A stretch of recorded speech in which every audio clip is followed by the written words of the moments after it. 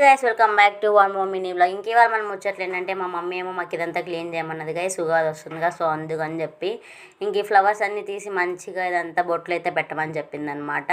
ఇంకా నాలో ఉన్న టాలెంట్ మొత్తం తీసి క్లీన్ చేద్దామని అయితే స్టార్ట్ చేశాను. చిన్నప్పటి నుంచి మా అమ్మ నాకు పని ఏం చెప్పలేదు గైస్, అప్పుడే తేడా కొట్టింది, ఏందో ఉందిరా అని చెప్పి ఇంక ఇవన్నీ క్లీన్ చేయమని చెప్పింది అనమాట.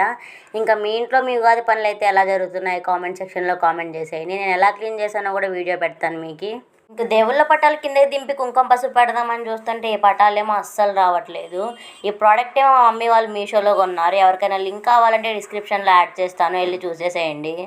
దేవుళ్ళ పటాలు కింద పెట్టడం ఇష్టం లేక ఉతికిన పంచ ఒకటి అయితే వేసాను అనమాట. దాని మీద దేవుళ్ళ పటాలు పెడదామని చెప్పి దేవుడి పటాల మీద అయితే ఫుల్గా దుమ్ము అయితే ఉందన్నమాట. మా మమ్మీ ఏమో డైలీ పూజ చేస్తారు, కానీ అంటే క్లీన్ చేయడానికి టైం ఉండదు కదా, సో అందుకని చెప్పి దేవుడి పటాలన్నీ కిందకి దింపి మంచిగా క్లీన్ అయితే చేసాను అనమాట. మంచినీళ్ళు తీసుకొని ఒక ఉతికిన బట్ట తీసుకొని మొత్తం క్లీన్ చేసేసాను అనమాట.